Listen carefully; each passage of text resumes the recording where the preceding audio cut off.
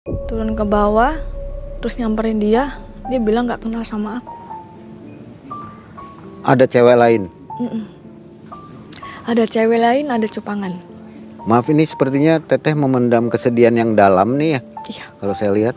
Emang dari dulu pengen cerita gitu kan. Kenapa sih sampai diginiin gitu loh.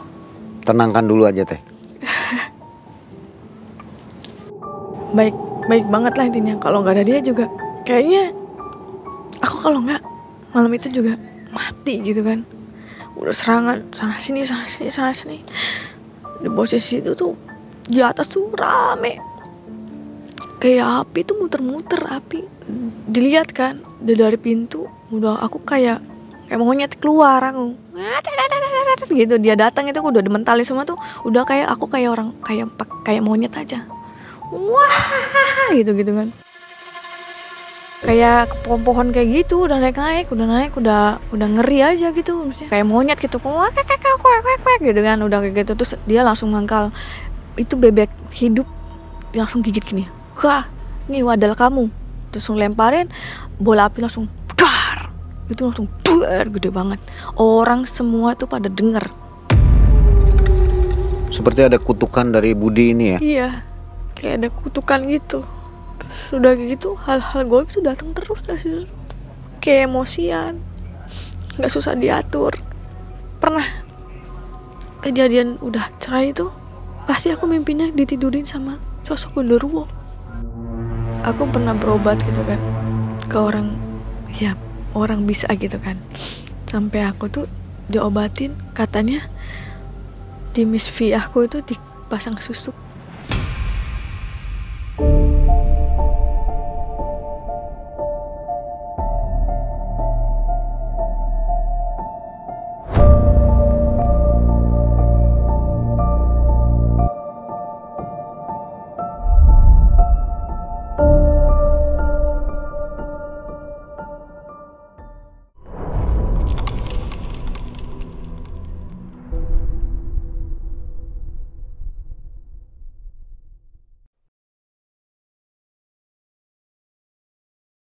Assalamualaikum warahmatullahi wabarakatuh. Selamat malam Sobat Malam Mencekam. Kembali Mang Ei dan tim akan menghadirkan kisah nyata seseorang yang paling baru di minggu ini. Malam hari ini ada Teh Vita di depan saya dan kita berada di kota Cirebon. Malam hari ini Teh Vita akan berkisah tentang kisah nyatanya pada tahun 2010 ketika Teh Vita melakukan pernikahan yang hanya bertahan 1 minggu. Setelah itu kejadiannya berupa tragedi, berupa santet atau gangguan-gangguan gaib lainnya. Begitu ya Teh. Kita kenalan dulu dengan Teh Vita. Tapi sebelumnya saya ucapkan banyak terima kasih kepada seluruh Sobat MM, Sobat Semakin Malam Semakin Mencekam. Semoga Anda semua dalam keadaan sehat walafiat ya. Doa dari kami, semoga dilancarkan rezekinya. Amin. Teh Vita, Assalamualaikum. Waalaikumsalam Mang Ei. Apa kabar? Baik. Makasih nih udah mau berbagi kisah di Malam Mencekam ya. Iya Mang Ei. Mudah-mudahan kisah dari Teh Vita nanti menjadi manfaat untuk kita semua. Amin. Ini ceritanya serem nih. 1 minggu menikah kemudian terjadi tragedi ya. Tragedi. Tahun 2010 ya Teh? Iya tahun 2010. Boleh tahu usia Teh Vita? Sekarang udah umur 30. 30 tahun. Ya, 30. Profesi apa nih Teh? Ibu rumah tangga. Ibu rumah tangga. Sudah punya putra? Belum Belum sekarang. ya. Baik. Sudah siap nih cerita? Insya Allah siap. Oke, kita dengarkan bersama kisah dari Teh Vita.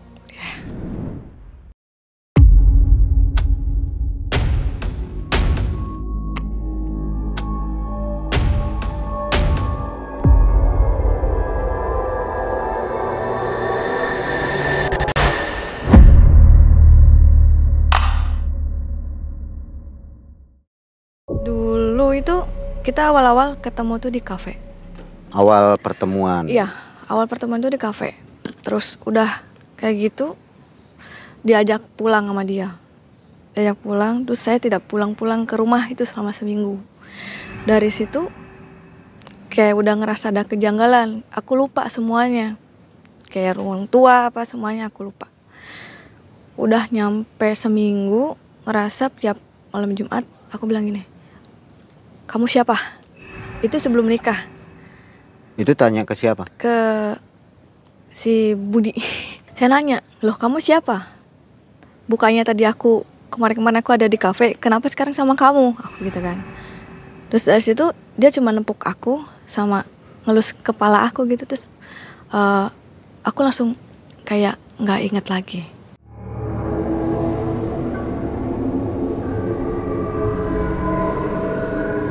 Dari situ. Jadi seperti nggak sadar gitu ya? Iya, nggak sadar. Terus udah kayak gitu, siang dia nanya, rumah kamu di mana? Nanti kita malam ke rumah kamu. Aku nganterin kamu pulang. Bener ya?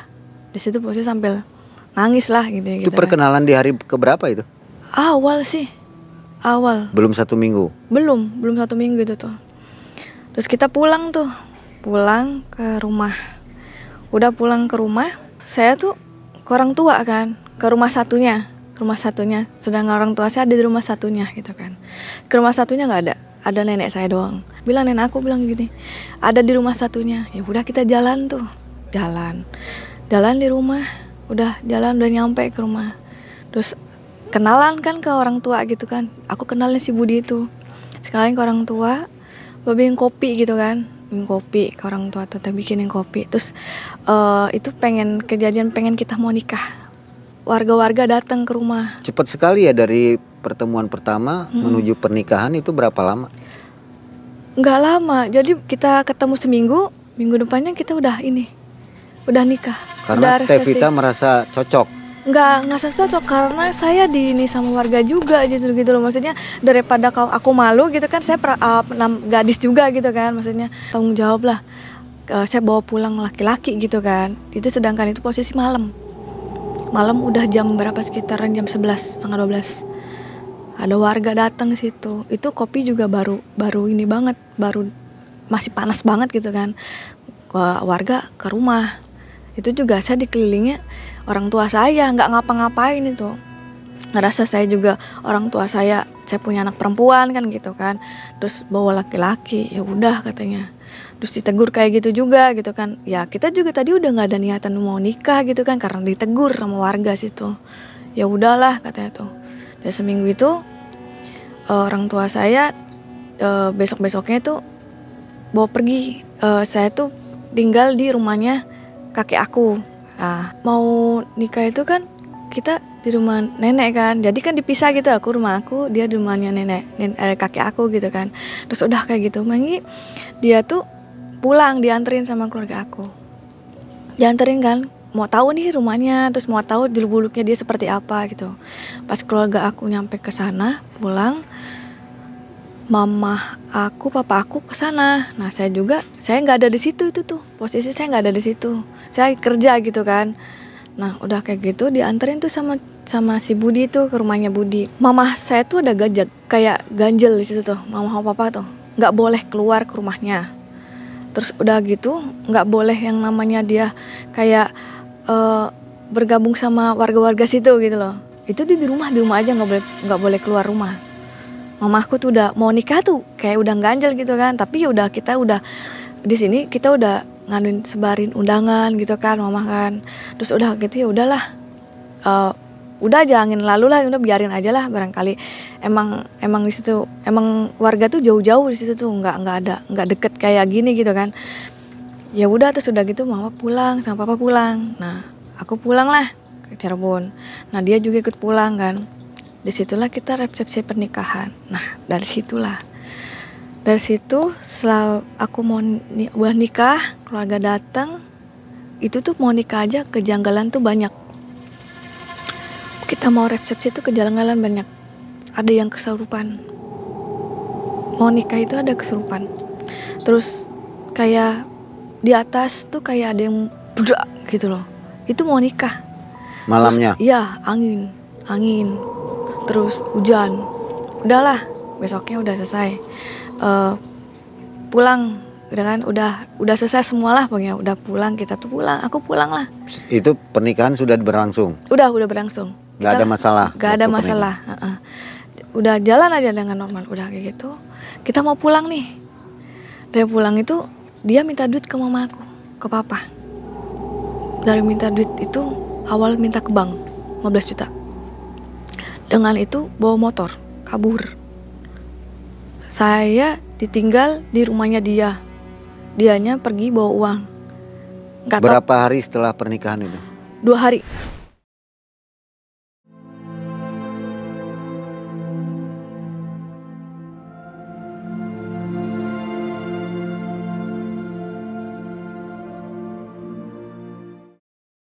Langsung ya? Iya, langsung kejadian kayak gitu 2 hari pernikahan itu langsung dia kabur semuanya. Kayak uang, rumah, terus kayak perabotan lah semuanya itu dia seminggu tuh per satu-satu gitu loh. Terus kayak mama papa itu kayak iya aja gitu tuh. Nah, udah gitu kan orang tua bilang gini, kok ganjel ya, ada apa ya, kata mama gitu kan, kok anak saya juga nggak pulang-pulang gitu kan. Terus sampai hampir dibawa ke Arab, udah di penampungan juga mah itu juga udah kayak saya ditinggalin di penampungan itu tuh. Daerah mana itu? Jakarta. Tevita dibawa ke Jakarta di tempat penampungan. Iya. Seperti ingin dijual gitu. Iya, udah ingin dijual berangkat ke Arab. Tapi di situ ya alhamdulillahnya gini, masih banyak orang yang baik sama saya gitu tuh. Sampai saya nggak berangkat gitu loh. Ya namanya Allah tuh emang sayang sama saya gitu kan. Saya bisa telepon orang tua saya.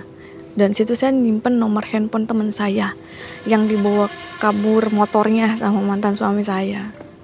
Udah kayak gitu, itu saya posisi lagi ada di kelas. Saya untungnya di atas di pojok deket kaca. Terus ngeliat dia di bawah. Lihat dia di bawah. Habis lihat dia di bawah, dia ada mobil, turun mobil sama cewek. Sama cewek dengan posisi dia pakai baju saya, si cewek itu. Dari situlah saya langsung sadar, kok saya di sini di penampungan, sedangkan kamu di luaran situ sama perempuan. Gitu. Ini waktu di penampungan ini Teteh tahu nggak mau dikemanakan? Mau disuruh kemana? Jadi saya disuruh pura-pura di penampungan dulu gitu. Jadi dia dapat duit gitu kan. Terus nanti kamu kalau udah tes medikal udah semuanya mau berangkat kamu kabur. Digituin. Aku tuh. Terus ya namanya saya di situ umur masih kecil.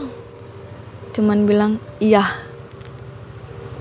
Gitu doang. Umur berapa waktu itu? Itu umur 19-an. Itu di situ aku masih bengong, bingung. Masih ingat tempatnya? Tempatnya sih udah nggak inget gitu kan. Cuman tapi kalau diinget-inget tempat penampungannya sih tempatnya inget. Cuman jalannya aja udah nggak inget. Udah nggak inget di situ. Udah kayak gitu, udah saya telepon orang tua saya. Aku sempat berantem juga tuh, aku turun ke bawah, terus nyamperin dia bilang nggak kenal sama aku. Ada cewek lain? Ada cewek lain, ada cupangan. Maaf, ini sepertinya Teteh memendam kesedihan yang dalam nih ya. Iya. Kalau saya lihat, masih bisa dilanjutkan? Masih apa ya?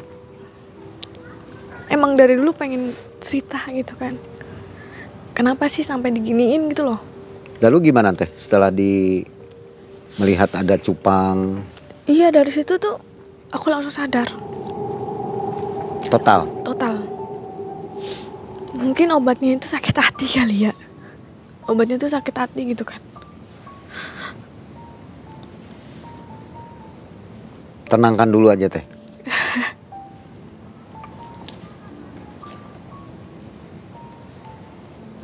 Ya Sobat MM, memang kisah ini benar-benar sangat memukul Tevita ya.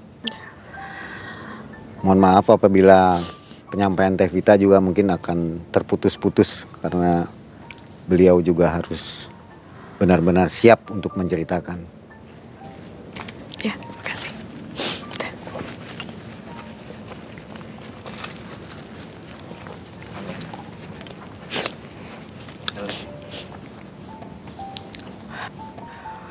Itu setelah 2 minggu ya Teh ya? 2 minggu. 1 minggu pernikahan, kemudian 1 minggu di penampungan, Iya. kurang lebih 2 minggu sudah seperti ini ya. Iya. Kelihatannya seperti niat ini si Mas Budinya ini ya, Iya. untuk menjual teteh ya, hanya hartanya saja yang Dia dicari. Mm-mm. Kemudian gimana teh? Terus dari situ dijemputlah aku sama keluarga aku. Dengan hari itu pun jam berapaan itu kayak udah sore gitu kan. Dia kabur, dia nggak kabur sih, ada kakaknya datang. Kakaknya juga sama nganin orang-orang TKW gitu. Jadi modis-modisin orang-orang TKW gitu. Terus udah kayak gitu, keluarga aku datang, sempat berantem itu semua. Sampai saya bisa keluar tanpa biaya sepeser pun. Saya keluar dari penampungan itu. Terus udah kayak gitu, saya pulang.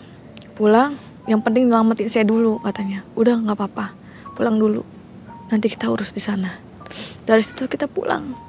Itu juga di perjalanan aku nangis. Aku minta maaf sebesar-besarnya ke orang tua saya. Sampai ya kalau dibilang sakit gitu loh. Tapi saya pulang ke Cirebon, udah kayak gitu, ternyata mama saya sudah memproseskan cerai dari situ. Pas udah ketahuan kejadian kayak gitu, saya sudah proses cerai. Kata mama saya, kamu udah proses cerai, tinggal kamu nanti tunggu panggilan.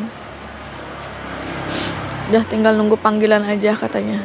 Yuk, katanya nanti kita langsung cerai, kamu cari barang-barang yang kamu gadai itu, mantan suami kamu itu gadai katanya, di mana kita ambilin. Itu terus kita minta tanggung jawab. Setelah di rumah teh, apa aja teteh merasa ini kan ada keganjilan, nggak normal ya. Pengaruh-pengaruh mistisnya apa teh? Iya, kiriman itu agak datang. Kayak di atas rumah tuh kayak ada api keliling. Terus kayak bunyi keak kayak Setiap burung hari? keak. Iya, tiap hari itu. Terus aku kan orangnya masa bodoh aja gitu kan ya. Udah kayak gitu aku kerja sekalian jebak dia. Keluarga kita tuh jebak dia. Terus udah kayak gitu kita ke daerah Kuningan. Saya di posisi dia di kafe itu. Terus udah gitu dia masih callingan sama aku kan. Tapi kan aku orangnya namanya udah gak terlalu kegiur gitu sama dia. Tentunya udah gak mempan lagi gitu kan. Saya cuman iya, dia datang. Terus aku bilang aku masih kerja. Terus dia bilang balik lagi kan. Dia balik lagi. Nah di situ udah dikepung. Ada keluarga besar aku, ada orang semua sama warga-warga situ yang tadinya dia nganuin aku gitu loh, yang masih suruh nikah. Disuruh nikah, dia bantu juga gitu kan. Aku datengin ke sana gitu kan. Terus udah kayak gitu ya dia dihabisin lah sama keluarga aku. Ditonjokin, dipukulin, dibilangkan di mana simpen apa namanya tuh motor di mana, maksudnya suruh balikin lagi gitu hartanya orang tua gitu kan. Terus sampai rumah habis kan, namanya orang tua kan kesel gitu kan. Udah habis semuanya gitu, tinggal sisa-sisa apa sih gini gitu ya, kasihan sama orang tua gitu kan. Terus udah kayak gitu dibawalah dia pulang ke rumah yang masih di daerah Cirebon sini, dikerem di kamar dia sendiri kan. Terus aku dari atas aku turun ke bawah pagi-pagi itu kan, maksudnya karena aku masih kerja, datang ke bawah. Terus udah kayak gitu ada ke dukun lah, kayak orang pintar bukan dukun sih ya, orang pintar gitu tuh ya.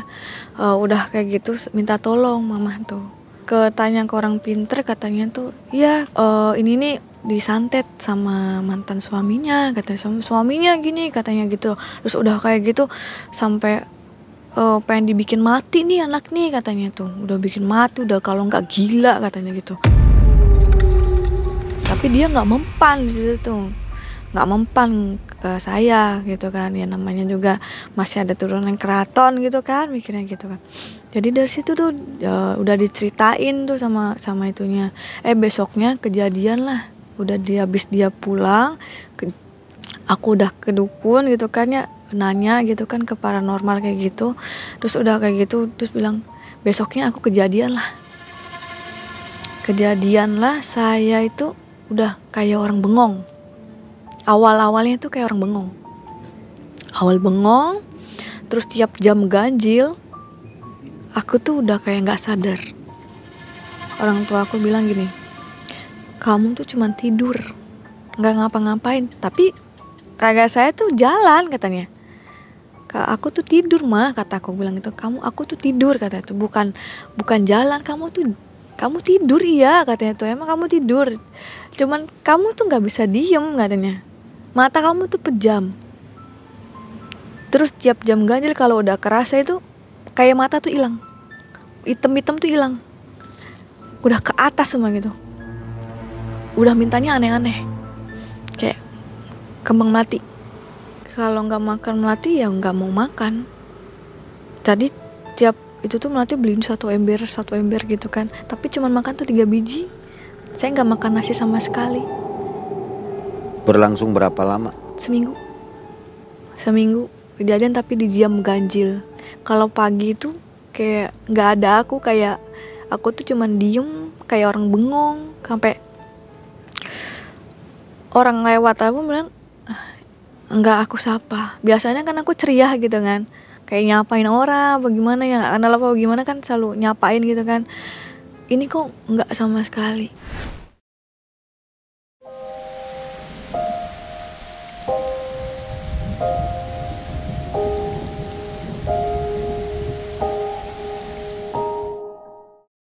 Kalau pagi, nah kalau malam itu tragedinya udah ngeri banget.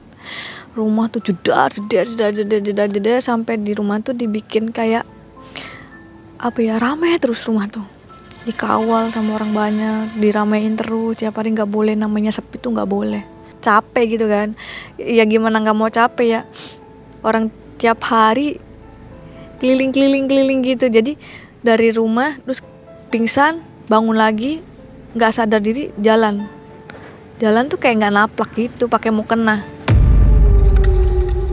Sampai aku tuh apa ya, sholat, tapi sholat saya mikirnya sih sholat gitu kan, tapi kok aneh, sholat sampai goyang-goyang gini gitu kan, aneh gitu kan. Terus kayak orang gila aja, kayak orang gila lagi, kayak gimana sih namanya, orang gila ya namanya, di sholat tuh pakai mukena.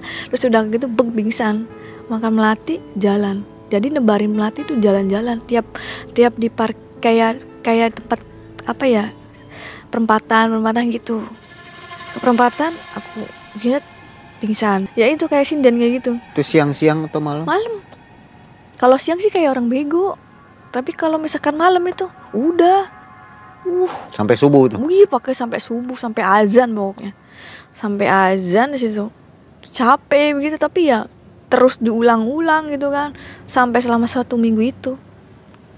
Diulang terus kayak gitu. Pas udah pengen hampir saya selesainya itu, kayak di rumah tuh kayak ada orang kunti tuh. Kunti kayak nyamperin gitu kan, kayak mau ngambil gitu kan. Terus kayak bunyi monyet kayak gitu lah. Udah kayak kunti nyamper gitu kan. Terus ya posisi saya emang nggak tahu kan, posisi mah kayaknya cuma diem gitu kan. Tapi saya ngeliat tuh di tempat terang banget. Jadi posisi tuh depan tuh ada yang gelap, saya di tempat terang, tapi saya dikelilingin tuh sama kayak uyut saya gitu tuh, kayak uyut, kayak kakek saya gitu kan. Nah terus pas mau kejadian, mau selesainya itu di rumah, aku dipegang. Aku posisi tiduran, katanya mama aku cerita apa aku posisi tiduran, dipegangin sama orang 15 orang, megangin seorang gede-gede. Aku gini mental semuanya, gak ada yang sanggup megangin aku. Nah udah kayak gitu, udah posisi tragedinya gede kayak gitu, ada orang lah yang baik banget sama saya, yang nolongin saya gitu kan. Ya dibilang orang pintar sih, mungkin dia pintar gitu kan, tapi kan kita nggak tahu gitu kan. Baik banget lah intinya. Kalau nggak ada dia juga kayaknya aku kalau nggak malam itu juga mati gitu kan. Udah serangan sana sini. Di posisi itu tuh di atas tuh rame, kayak api tuh muter-muter api. Terus orang tuh datang, kenapa sampai merinding. Kenapa katanya, kenapa, ada apa? minta tolong sih. Kenapa sih kan, ntar katanya itu, bentar dilihat kan dari pintu udah aku kayak monyet keluar aku gitu. Dia datang itu aku udah dimentalin semua tuh, udah kayak aku kayak orang kayak monyet aja, wah gitu kan. Sampai udah kayak gitu terus cuma diliatin doang. Kurang ajar katanya si bapak itu ngomong gitu, nantang wong Cirebon katanya, balik katanya, digituin balik. Udah kayak gitu dia kan emang suka mantan suami itu kan suka bebek gitu kan. Dia minta kan ditekek, nggak tahu diapain gitu kan, dikejar itu tuh bola tuh ini muter terus tuh, langsung dikejar tuh si itu tuh. Terus mana minta bebek cepet dia tuh, cepet bebeknya mana. Aku juga udah naik kayak ke pohon kayak gitu, udah naik udah ngeri aja gitu, misalnya kayak monyet gitu, kwek gitu kan, udah kayak gitu. Terus dia langsung mangkal itu bebek hidup, dia langsung gigit gini, wah ini wadal kamu. Terus lemparin bola api, langsung dar, itu langsung dar gede banget. Orang semua tuh pada denger. Dari situ langsung pok, saya pingsan. Udah gak sadar apa-apa lagi. Terus gak sadar. Itu saya selama itu kayak orang mati suri. Selama berapa lama? 2 hari. Aku ya itu posisi aku cuma ingatnya aku tempat terang. Nenek uyut aku nemenin aku. Tapi di ujung sana itu ada tempat gelap. Dia manggil aku. Itu posisi mamaku udah nangis gitu. Keluarga aku udah nangis semua. Terus udah kayak gitu, itu aku untungnya tuh dikelilingin sama orang kayak ada ratu kayak Putri Lingling gitu loh, Putri Lingling. Terus dari keraton kesepuhan katanya mah. Terus udah kayak gitu ada orang jubah putih banyak banget. Itu pas kejadian itu tuh.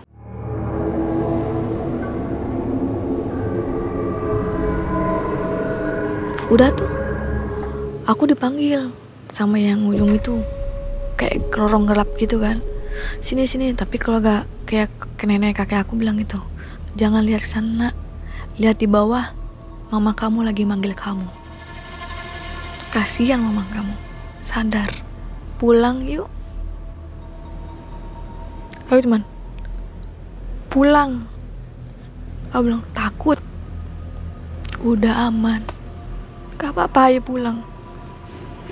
Takut, aku cuma bilang takut. Ayo diantar. Mama kamu nangis gitu. Mama kamu ngorbanin kamu loh, papa kamu ngorbanin kamu loh. Pengen anaknya pulang, pengen bareng-bareng lagi. Ngerasa apa ya? Aku gini ngerasa kok jahat banget sih dia gitu loh. Jahat banget gitu loh, maksudnya kok sampai kayak gini gitu.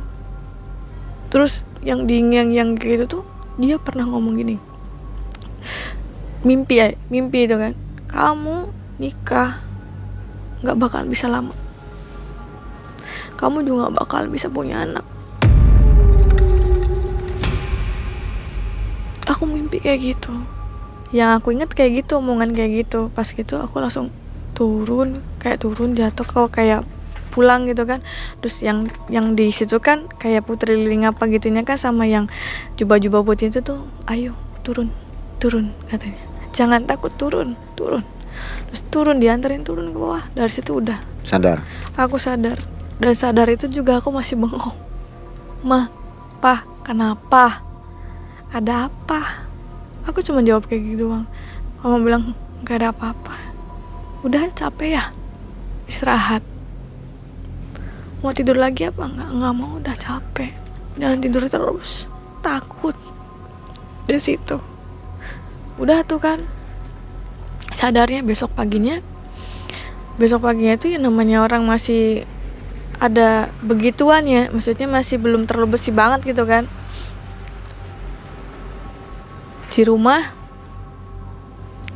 aku tuh awalnya kayak takut, gimana sih, kayak bawa tuh berat banget. Terus kayak ada yang ngikutin terus belakang tuh.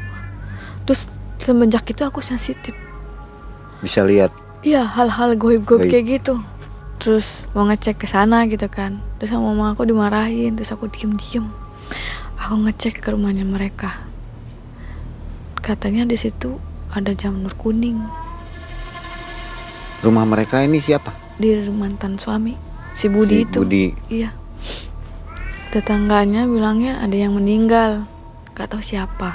Oh, aku dari situ langsung pergi lagi. Pulang. Kondisi ini Teteh sudah mulai sadar. Iya, mulai sadar. Siapa sih itu yang bikin saya seperti ini gitu tuh. Nah dari situ tuh kan aku diomong kayak gitu. Jadi pas aku tiap nikah emang kenyataan terus sih. Kayak nikah, selama nikah itu 1,5 tahun udahan. Kayak Setelah gitu. itu berapa lama Teteh menikah lagi maksudnya? Iya, berapa lama tuh aku menikah lagi. Sama orang Cirebon juga. Gagal. Gagal. Kenapa? Gak ngerti juga dari situ.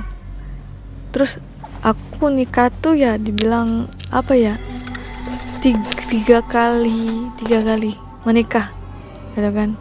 Yang pertama kan intinya itu dia bukan suami lah intinya gitu kan, cuma seminggu doang, seminggu. Terus dianggap bukan nikah lah gitu kan, nggak ada bulan madu juga nggak ada gitu kan, yang ada bikin sakit hati gitu kan. Terus nikah, aku nikah lagi sama orang Cirebon. Udah kayak gitu nikah, bertahan cuma 1,5 tahun. Masalah cuma sepele, pasti semuanya sepele. Nggak ada yang maksudnya keselingkuhan apa yang gimana gitu. Itu masalah sepele. Kayak masalah kalau misalkan aku punya anak angkat, gitu kan. Nah, namanya aku walaupun dia anak angkat, tapi kan anak aku banget gitu kan, maksudnya gitu, jangan dibilang anak angkat gitu kan. Nggak suka. Dari situ. Jadi kan aku daripada aku milih laki-laki, saya mending milih anak gitu kan, walaupun dia bukan dari daging saya gitu kan. Sakit aku dibilang gitu. Oh ya udahlah. Terus udah gitu aku nikah lagi sama orang Kalimantan. Dan itu juga cuman perjalanan 1,5 tahun. Pengen setengah tahunnya lagi tuh, kayaknya yang 1 tahun pengen yang setengah tahunnya lagi tuh udah guncang. Cuman kendalanya keluarganya dari mantan suami juga. Nah dari situ aku trauma sampai aku sholat gitu lah, sholat. Ya Allah, kenapa sih saya selalu kayak gini? Ada apa dengan diri saya? Apa ada pengaruhnya yang pas mimpi aku kemarin dari mantan suami aku si Budi itu? Aku bilang gitu kan. Apa sih salah saya? Apa salah saya gitu kan? Sampai ada kayak gimana ya? Seperti ada kutukan dari Budi ini ya? Iya, kayak ada kutukan gitu. Terus udah gitu hal-hal goib tuh datang terus dari situ. Kayak emosian, nggak susah diatur. Pernah kejadian udah cerai itu, pasti aku mimpinya ditidurin sama sosok genderuwo. Kayak ditidurin sosok genderuwo itu. Aku cerai pertama, terus kedua itu kayak di sosok genderuwo itu. Dari situ aku udah trauma untuk jalanin rumah tangga. Ya ke laki-laki tuh udah kayak udahlah, pasrah, ikhlas gitu loh. Ikhlas, udah nggak apa-apa, ikhlas. Sampai saya bilang ke suami yang sekarang, aku bilang gini, aku jujur semua, aku jujur. Tadinya aku kan bohong dulu kan, maksudnya gitu kan, maksudnya kamu terima nggak sih, sama nggak sama yang lain gitu kan. Aku jujur sama kamu sekarang, bilang aku takut.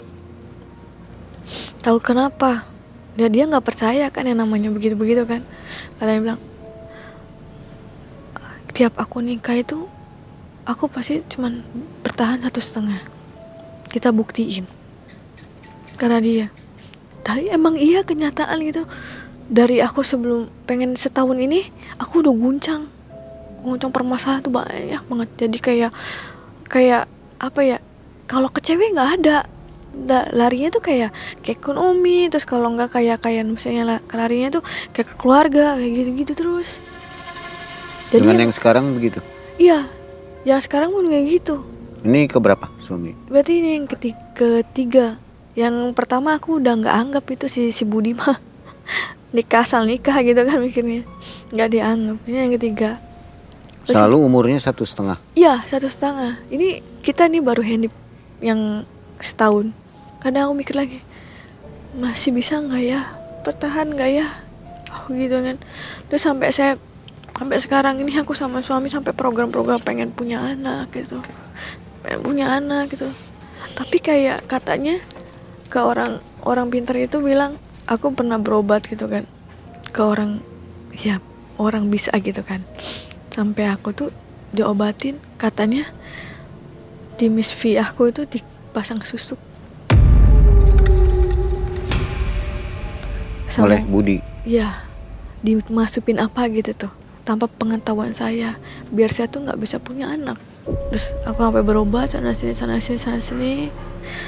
Ya intinya pernah sekali aku keguguran, tapi alhamdulillah tuh aku masih punya percaya diri kan.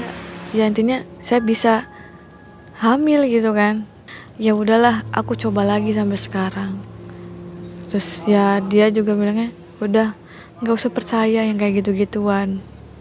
Makanya aku pas ada acara ini kayaknya tuh ini kesempatan aku. Kalau dia emang nonton gitu kan, aku minta mohon banget. Maksudnya buat dia, keluarganya begitu. Buat keluarga Budi. Iya, buat keluarga Budi ke aku gitu loh. Jangan kayak gitu loh. Maksudnya aku juga pengen bahagia. Cukup gitu loh. Penderitaan aku udah cukup sampai sini. Gak mau gitu, gak mau lagi kayak gini. Ya, kita paham. Insya Allah mudah-mudahan ada jalan keluarnya ya Teh ya. Iya, amin. Nanti setelah acara ini mungkin kita bisa ngobrol-ngobrol lah ya di luar acara ini. Mungkin ada yang mau disampaikan Teh? Iya. Yang lebih detailnya ke Budi atau ke siapa yang Teteh mau lah. Ya buat keluarga Budi lah intinya. Kalau emang ada kutukan, kalau emang ada yang kayak ngerasa aku ganda seperti ini, tolonglah buangin gitu loh. Saya pengen punya anak, saya pengen bahagia. Jangan giniin saya gitu loh. Udah cukup. Saya juga udah maafin kamu. Ini juga udah larut banget gitu loh. Udah larut banget gitu. Maksudnya udah cukup. Jangan nyakitin saya lagi. Mengenai harta benda yang dibawa oleh Budi ini, Teteh pengen seperti apa? Pengen kembali lagi atau? Enggak, udah ikhlas. Cuman udah kita tebusin sendiri. Apa aja Teteh? Kayak motor 2, Surat rumah. Iya. Rumah itu maksudnya surat rumah. Iya, surat rumah. Digadaikan. Gitu. Gadein sampai rumah kejual. Ada yang rumah kejual juga. Sampai kita tuh nggak punya rumah. Sampai kadang ngontrak. Tega ya? Iya. Barangkali Teteh masih ingin mencoba dan berusaha. Mudah-mudahan ada izin dari Allah ya. Bisa mendapatkan kesembuhan. Mungkin dari tim MM coba membantu Teteh. Apakah Teteh keberatan nggak? Membantu gimana? Ya kita coba lihat apa yang terjadi di diri Teteh. Iya. Semoga itu bisa membantu gitu. Nanti kalau memang Teteh mau, Iya. kita bisa Iya. hadirkan maksudnya. Iya. Gimana kira-kira? Ya nggak keberatan sih. Nggak keberatan. Iya. Barangkali ya ini mah terserah Teteh gitu. Baiklah Teh Vita dan Sobat MM, kisah yang sangat memilukan dari Teh Vita ini. Mudah-mudahan nggak terjadi pada Anda semua ya. Mohon doanya untuk kesembuhan Teh Vita yang ingin kembali hidup normal. Mungkin sekian saja kisah dari Teh Vita. Teh Vita semoga tetap semangat ya. Iya, lalu. Doa dari kami dari tim MM untuk Teteh dan keluarga.